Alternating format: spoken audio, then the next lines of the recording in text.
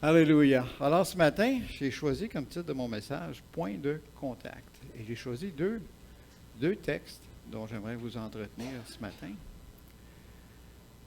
Le premier se trouve dans Marc 7, les versets 31 à 37. Jésus quitta le territoire de Tyr et revint par Sidon vers la mer de Galilée.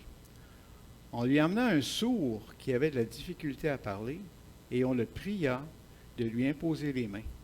Il le prit à part, loin de la foule, lui mit les doigts dans les oreilles, lui toucha la langue avec sa propre salive, puis, levant les yeux au ciel, il soupira et dit « Ephphatha », c'est-à-dire « Ouvre-toi ».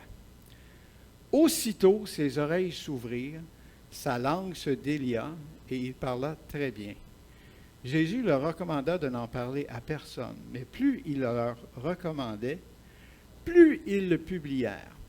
Ils étaient dans le plus grand étonnement et disaient, il fait tout à merveille. Même il fait entendre les sourds et parler les muets. Alléluia. Le prochain texte se trouve dans Marc 8, les versets 22 à 26. Ils se rendirent à Bethsaïda, et on amena vers Jésus un aveugle, qu'on le pria de toucher. Il prit l'aveugle par la main, le conduisit hors du village, puis il lui mit de la salive sur les yeux, lui imposa les mains et lui demanda s'il voyait quelque chose.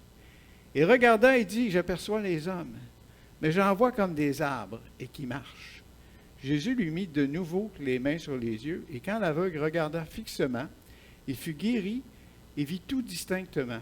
Alors Jésus le renvoya dans sa maison en disant, « N'entre pas au village. » J'ai de la misère avec ma souris ce matin. Oh. Alléluia. Alors j'ai choisi ces deux textes-là. Vous savez, Jésus fait des miracles, il a ses disciples avec lui, il amène ses disciples avec lui. Et en chemin, il les forme, il leur apprend des choses. Et vous savez, les miracles, particulièrement dans les évangiles, les miracles n'ont jamais pour but de satisfaire la curiosité des gens. Jamais. Ce n'est pas pour satisfaire la curiosité de ceux qui disent « Je vais croire si je vois ». La parole dit « Crois et tu verras ». Alors, il y a toujours, dans les miracles, et particulièrement dans la venue, dans le contexte des évangiles, dans le contexte de la venue de Jésus, il y a un sens à tout ça, parce qu'ils sont liés au miracle de la venue de Jésus-Christ. Il révèle son œuvre de salut. Alors ici, par ces deux miracles-là, qu'est-ce que Jésus veut faire? Jésus s'adresse par ces miracles-là à ses disciples. Il veut que ses disciples comprennent qui il est, qu'ils réalisent qui il est. Alors, si on voit le prochain, ce que Jésus veut faire, c'est...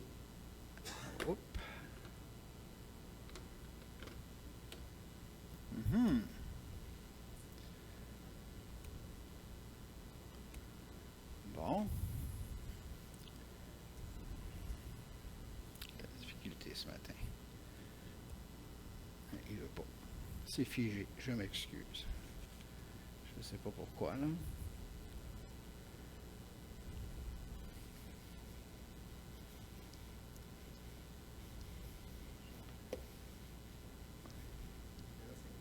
Bon, on finit par l'avoir.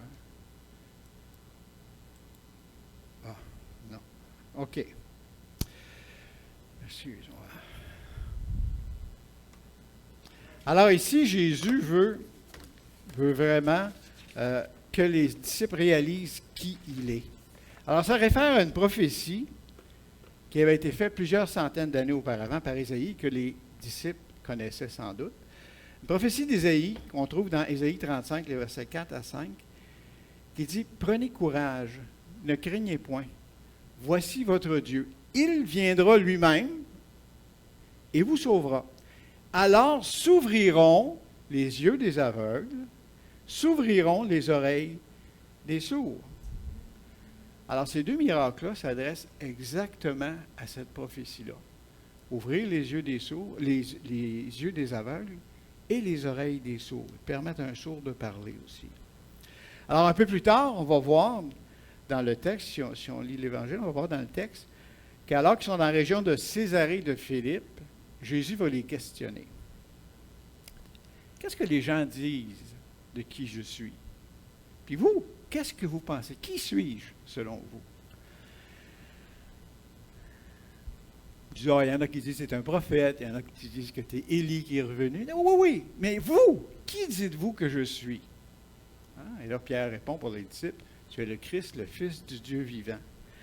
Alors, vous savez, un jour, tous, chacun de nous, personnellement, on a à répondre à cette question-là.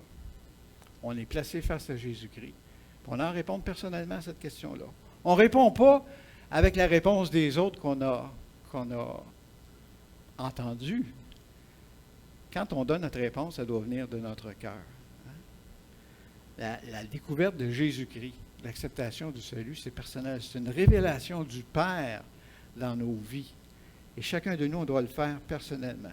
Je pense toujours aux enfants qui grandissent dans les familles chrétiennes. Ce n'est pas parce qu'ils grandissent dans des familles chrétiennes qu'ils sont chrétiens.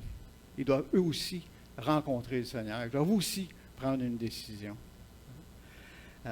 Ils ont un grand privilège de grandir dans des familles chrétiennes. Des grands privilèges. Parce qu'ils sont exposés à la parole de Dieu, ils voient vivre leurs parents.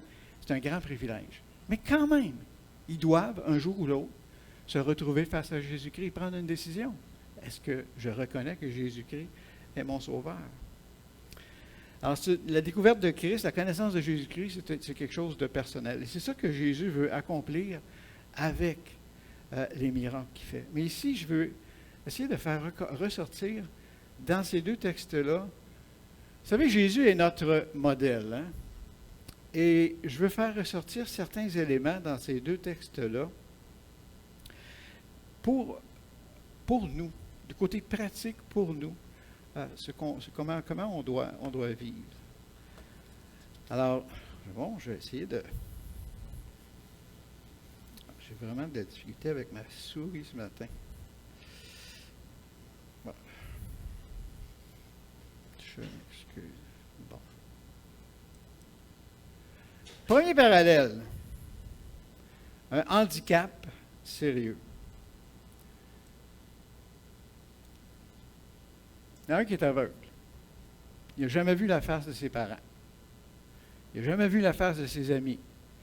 Il n'a jamais pu apprécier la nature. Il n'a jamais pu voir la beauté d'un coucher de soleil ou d'un lever de soleil. Il est aveugle. C'est un handicap important. L'autre, il est sourd. Il ne peut pas parler correctement. Là, on ne sait pas, le texte ne nous le dit pas, s'il est devenu sourd suite à une maladie ou à un accident, ou s'il est né sourd de naissance. Mais il est sourd et il a de la difficulté à parler. Quelqu'un qui est sourd et qui a de la difficulté à parler, ça affecte grandement sa vie sociale. Hein? C'est difficile de vivre en société, je pense particulièrement dans ce temps-là. Alors, ils sont affectés, ils ont un handicap sérieux. Le texte nous dit, on lui amena un sourd qui avait de la difficulté à parler, et on amena vers Jésus un aveugle. Vous savez, dans la parole, la vue, c'est souvent un synonyme de foi. Hein? C'est souvent un synonyme de foi. La régénération spirituelle, ce qu'on appelle familièrement là, la nouvelle naissance, c'est souvent assimilé au recouvrement de la vue. On recouvre la vue. On est capable à nouveau de voir, pas à nouveau, on est capable, parce qu'on n'a jamais vu les vérités de la parole de Dieu, on n'a jamais lu la parole.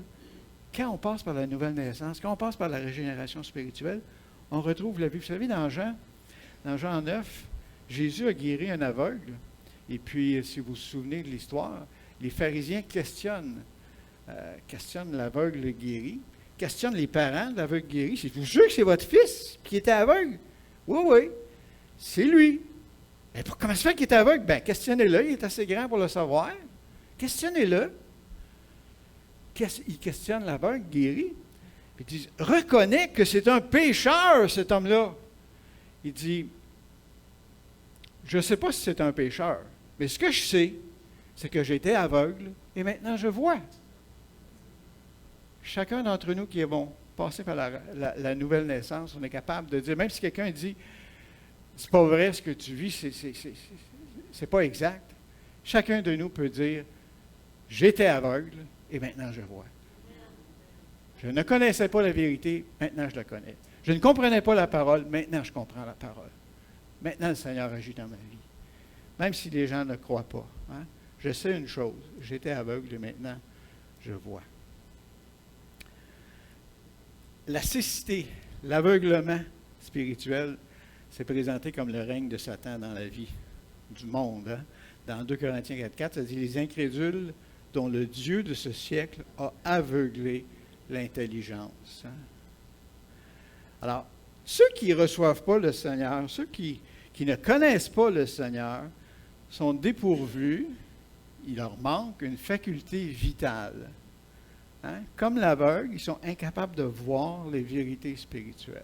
Ils sont aveugles, ils ne le voient pas. Et il y en a autour de nous des aveugles spirituels. Hein? Il y en a beaucoup autour de nous. Des sourds spirituels qui ne trouvent aucun sens à leur vie, qui voudraient sortir des ténèbres, qui voudraient entendre la vérité, mais qui ne sont pas capables d'entendre, qui ne l'entendent pas parce qu'ils sont sourds spirituellement. La question à ce matin qu'on se pose, c'est que est-ce qu'on les voit, ces gens-là? Est-ce qu'on les entend, ces gens-là? Est-ce qu'on est sensible à ces gens-là? Est-ce qu'on porte attention à ces gens-là? Aveugles et sourds spirituels autour de nous. Il y en a plein. Hein? On peut aussi mettre ça à notre croissance spirituelle aussi. Hein? Quand on accepte le Seigneur, d'ailleurs, je veux revenir un petit peu en arrière, l'aveugle a été réuni, c'est le seul miracle, quand Jésus guérit cet aveugle-là, le seul miracle qui se fait progressivement. Vous remarquez, il n'y en a pas d'autre dans la parole de Dieu qui est fait progressivement.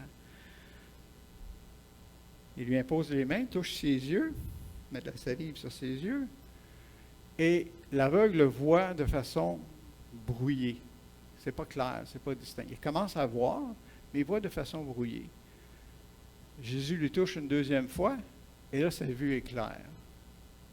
Hein? Alors, quand nous, on accepte le Seigneur, il y a une croissance spirituelle qui doit prendre place dans nos vies. Hein? Quand on accepte le Seigneur, ce n'est pas le lendemain matin qu'on est capable de tout comprendre, qu'on est capable de vivre ce qu'on identifie comme une vie chrétienne mature. On grandit. Le Seigneur nous fait grandir. On a besoin souvent que le Seigneur nous touche, que le Seigneur nous montre des choses, que le Seigneur vraiment vienne et nous touche. Hein? La lumière pénètre dans notre vie au fur et à mesure qu'on grandit, qu'on mature dans la vie spirituelle. Hein? Puis aussi, je peux aussi faire peut-être aussi un parallèle avec la guérison. Vous savez, Dieu nous a créés des êtres merveilleux. Mais des fois, la maladie vient dans nos vies, ou des problèmes viennent dans nos vies. Souvent, hein, on est prêt avec ça. Dieu a placé dans nos corps des systèmes de guérison, que c'est lui qui a placé dans nos corps. Et généralement, c'est notre corps en lequel Dieu a placé les mécanismes de guérison qui place la guérison. Mais il arrive que ça ne fonctionne pas. Alors, on va voir le médecin. Le médecin ne nous guérit pas. Le médecin, lui, il aide notre corps à se guérir. Il lui donne un appui pour que le corps se guérisse. Alors ça, premièrement, ce mécanisme-là, c'est Dieu qui l'a placé. Mais là, quand ça ne fonctionne pas, ou quand, dans certaines situations, Dieu, surnaturellement, peut venir intervenir dans nos vies et guérir. Hein? Donc, on peut être malade, mais Dieu, le miracle n'est pas toujours instantané quand la guérison vient. Dieu peut nous guérir instantanément, comme le Seigneur peut nous guérir graduellement par son intervention, en fortifiant nos corps, en fortifiant nos systèmes de guérison, nos systèmes immunitaires. Dieu peut intervenir. Okay? C'est le seul miracle qui est fait de façon progressive comme ça. Alors, l'intervention divine de Dieu surpasse tout le processus naturel que Dieu a placé dans nos corps. Alors, Dieu est capable de guérir. Et Dieu est capable de nous faire maturer spirituellement. La même chose quand on a... Tu sais, des fois, je ne sais pas, vous avez tous probablement vécu ça. Quand on accepte le Seigneur, presque du jour au lendemain, notre façon de voir les choses change. Hein? Notre compréhension de la vie change. On dévore la parole. Puis, il y a des choses qui changent dans nos vies. On grandit, on mature. Et parfois, en grandissant, des fois, on arrive à un stade où parfois on stagne, par notre faute, par la faute de d'autres, par la faute des circonstances. Mais c'est toujours par notre faute. Notre manque de relation avec Dieu, notre manque de consécration, notre manque de fidélité. Et Dieu peut intervenir et nous toucher, et nous restaurer, et nous faire grandir encore, nous ramener à lui. Il le fait.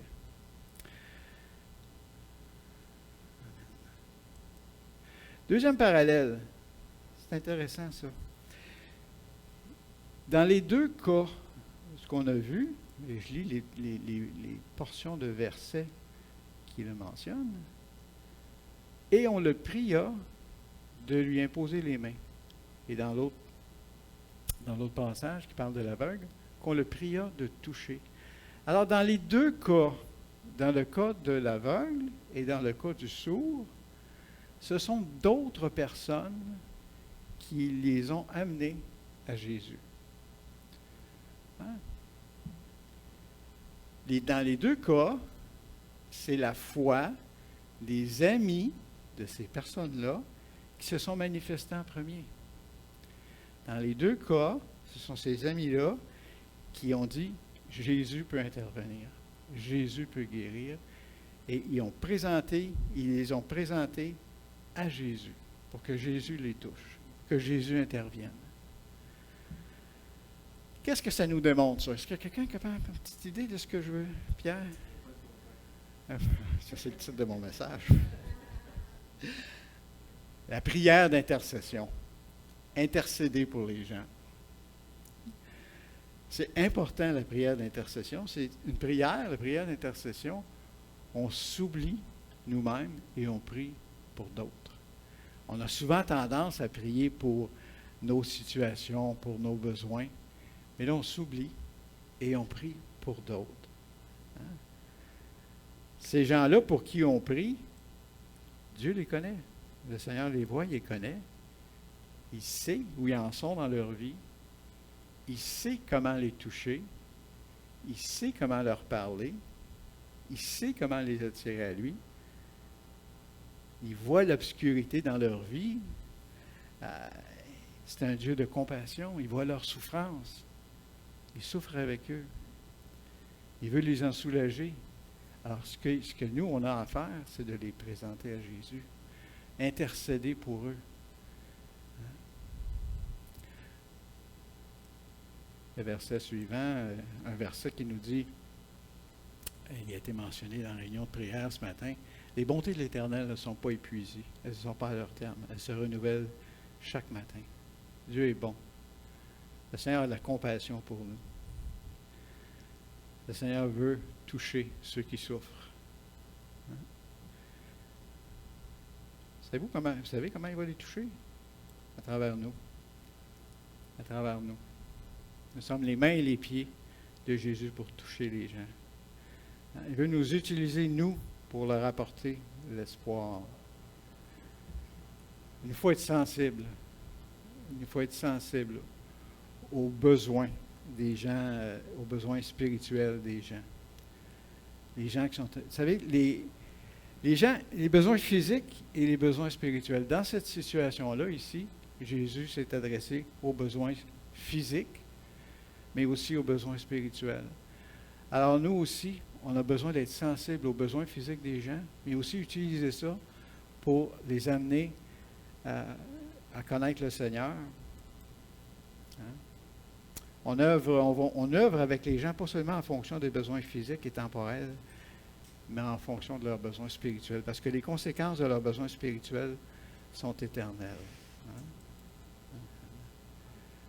Alors, pour être capable de faire ça, on a besoin de Dieu. On a besoin du Saint-Esprit, du Seigneur. On a besoin que le Saint-Esprit travaille avec nous. On a besoin de prier. On a besoin de vouloir, de désirer, de laisser le Saint-Esprit agir en nous, qu'on devienne sensible au Saint-Esprit. Hein? Pour être capable d'amener les gens, prier pour les gens, mais ensuite, quand le Seigneur place l'opportunité devant nous autres, être capable de leur partager l'Évangile, de leur présenter Jésus-Christ. Puis pour être capable de faire ça, on a besoin que le Saint-Esprit nous donne la sensibilité, qu'on soit sensible aux gens, qu'on soit sensible au Saint-Esprit pour être capable d'avancer. Et ça, autour de nous, il y a des gens. Dans la région ici, il y a des gens. Dans nos activités, il y a des gens qui sont aveugles spirituellement, qui sont sourds spirituellement. Est-ce que le Seigneur nous demande? C'est d'intercéder pour eux, de prier pour eux, que Dieu les touche et que Dieu nous présente des possibilités, des opportunités de leur présenter l'Évangile autour de nous. Troisième parallèle, ça c'est intéressant. Le texte nous dit, « Il le prit à part loin de la foule. » Puis l'autre texte nous dit, « Il prit l'aveugle par la main et le conduisit hors du village. » Alors Jésus n'a pas fait de ces miracles-là un spectacle public. Il n'en a pas fait un spectacle public. Il les a emmenés à l'extérieur de la foule. Pourquoi il les a emmenés à l'extérieur? Hein? Moi, je pense, en tout cas, que Dieu, le Seigneur, voulait que ces personnes-là réalisent qu'elles avaient toute son attention. Jésus ne voulait pas de publicité pour ça. Jésus ne voulait pas faire un spectacle. Jésus ne voulait pas être applaudi pour ça. Jésus pensait à la personne. Et il voulait que cette personne-là sache, que ces deux personnes-là sachent qu'elles avaient toute son attention. Hein? Il voulait écouter attentivement, il voulait prendre soin de ces personnes-là. Il est présent. Il est présent pour cette personne-là. Quand on dit Jésus est notre exemple, je pense que c'est un bel exemple, ça. Prendre le temps de donner notre attention à quelqu'un. Prendre le temps de s'occuper d'une personne. Prendre le temps d'écouter une personne. Vous savez, souvent, un des grands besoins des gens, c'est d'être écouté. Ça, on n'a pas nécessairement toutes les solutions, mais on écoute les gens. On leur donne de l'attention. Et c'est ce que Jésus fait ici. Il donne de l'attention à ces personnes-là. Un autre parallèle ou un autre exemple, c'est son comportement. Le texte nous dit, il lui mit les doigts dans les oreilles et lui toucha la langue. Puis il mit de la salive sur les yeux, lui imposa les mains. OK. Cette situation-là se produit devant le Seigneur. Des gens amènent un aveugle, des gens amènent un sourd. Il n'était pas préparé pour ça. Il a réagi spontanément. Les situations se sont présentées et il a réagi, il a fait ce qu'il fallait faire. On est-tu capable d'être spontané? Des fois, j'ai de la misère, moi, d'être spontané. Quand une situation se présente devant moi, que je pourrais faire quelque chose, que je pourrais dire quelque chose pour le Seigneur, des fois, on n'a pas cette réaction spontanée-là. Est-ce qu'on est capable d'être spontané quand une opportunité nous est présentée comme ça par le Seigneur? Hein?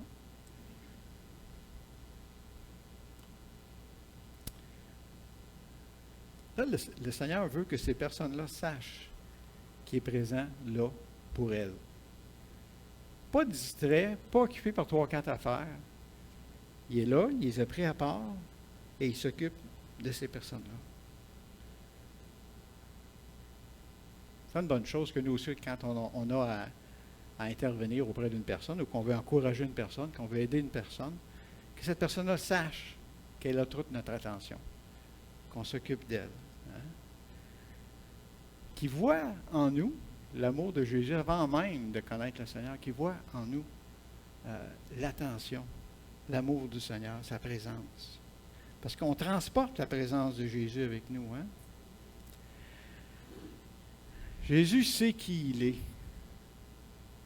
Est-ce qu'on sait toujours qui nous sommes? On le sait.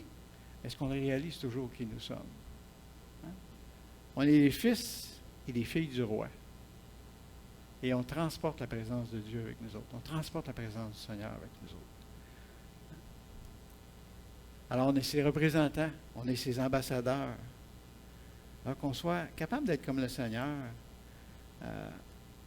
qu'on puisse donner notre attention à des personnes qui en ont besoin autour de nous. On puisse demander au Seigneur de nous montrer des personnes autour de nous et qu'on puisse vraiment être attentif à ces personnes-là et faire comme le Seigneur, lui donner toute notre attention, que cette personne-là sache qu'on est là pour elle. Maintenant, un autre point qui est très important, je trouve, et c'est peut-être le point le plus important de cette partie-là du message. Le texte nous dit, lui mit les doigts dans les oreilles, lui toucha la langue avec sa propre salive.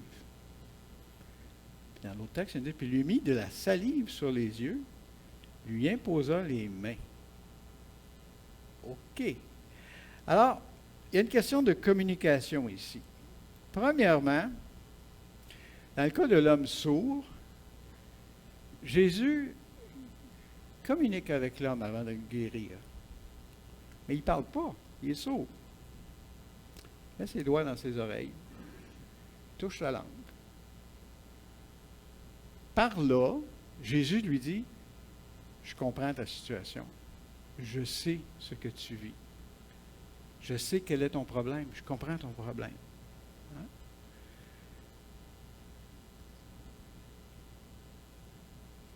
Met sa main sur les yeux de l'aveugle. Encore une fois, il communique avec l'aveugle. Il lui dit, je sais quel est ton problème. Il touche ses yeux. Je sais que ton problème, c'est tes yeux. Hein? Il comprend leur problème, puis en même temps, il communique qu'il a l'intention de faire quelque chose à propos de ça. Alors, qu'est-ce qu'il fait? Il utilise sa salive. Il compatit à leur souffrance en touchant là où ils ont des problèmes, l'oreille, la langue, les yeux. Puis il utilise sa salive.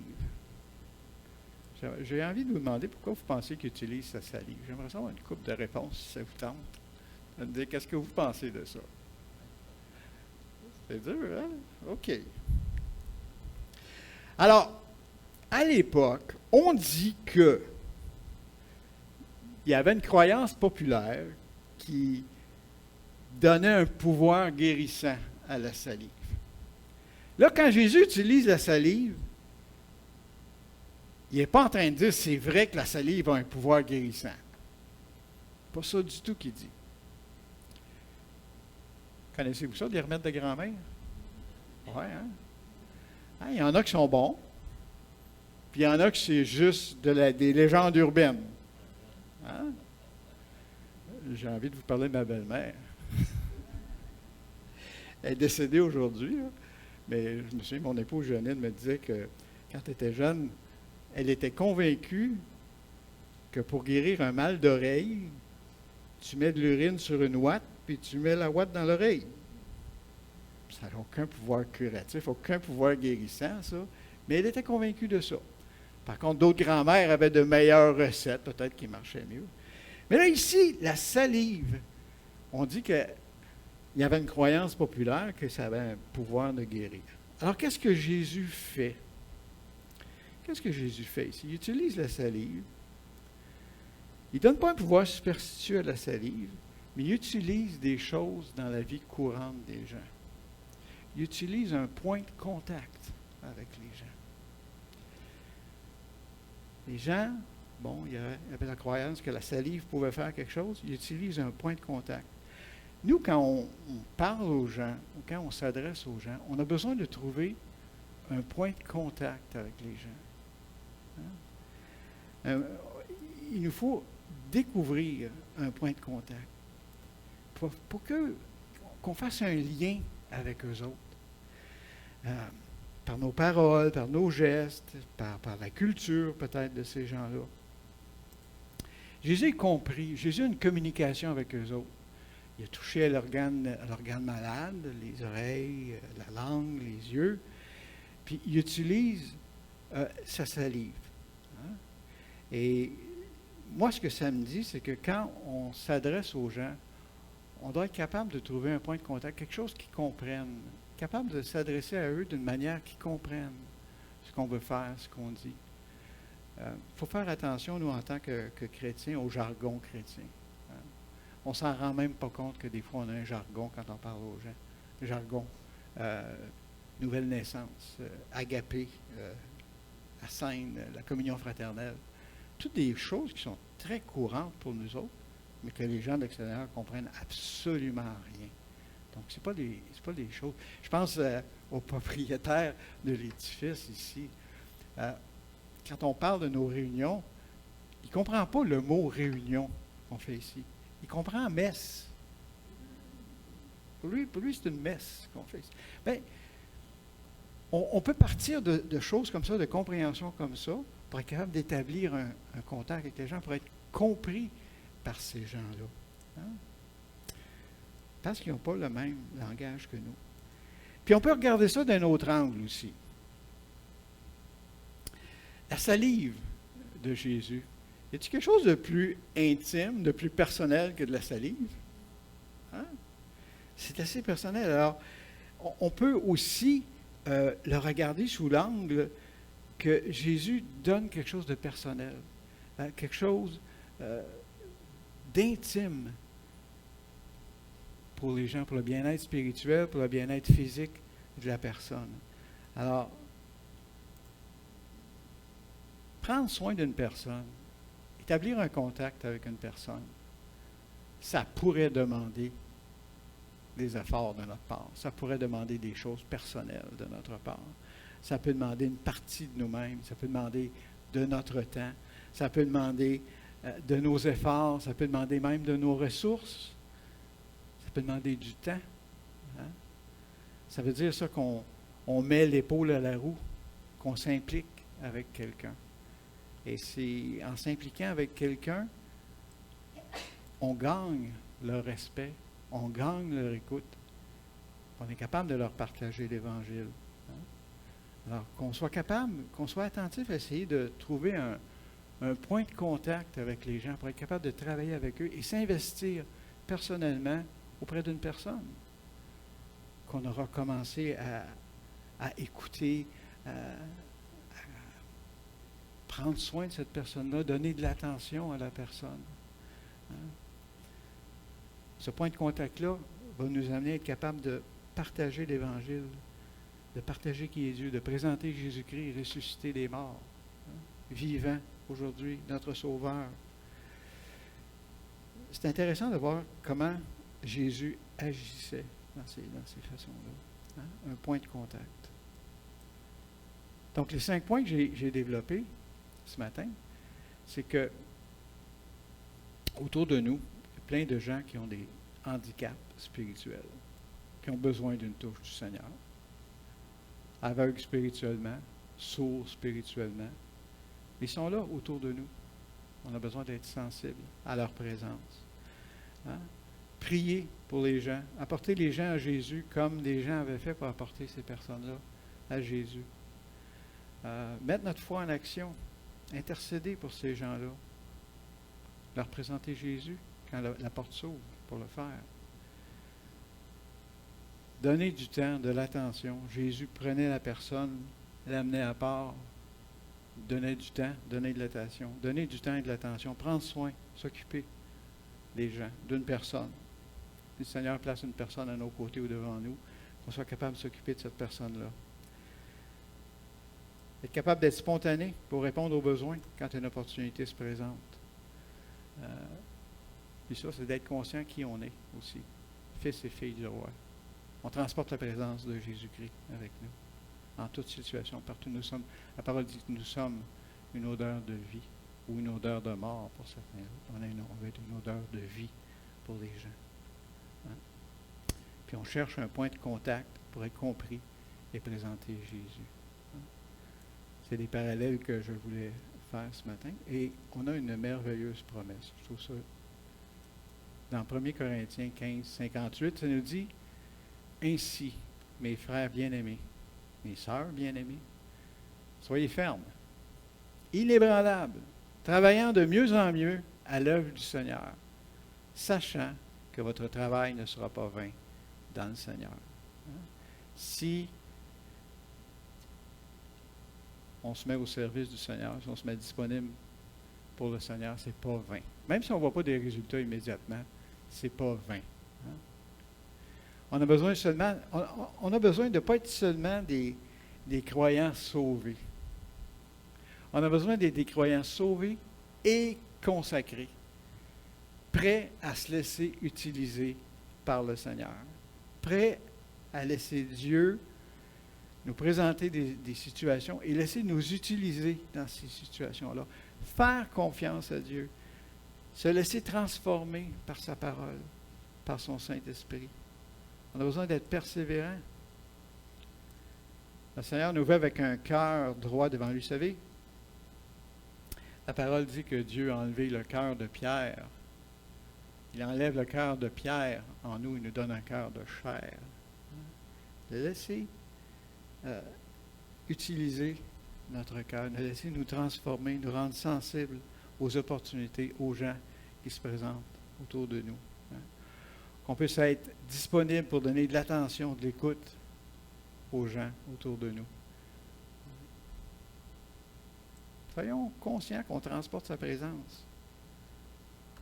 Qu'on puisse communiquer, établir un contact avec les gens, trouver un point de contact avec les gens qui nous permet d'être compris d'eux et qu'ils puissent aussi être réceptifs à ce qu'on a à leur dire. Amen. Amen. C'est ce que je voulais vous partager ce matin. Alors Seigneur,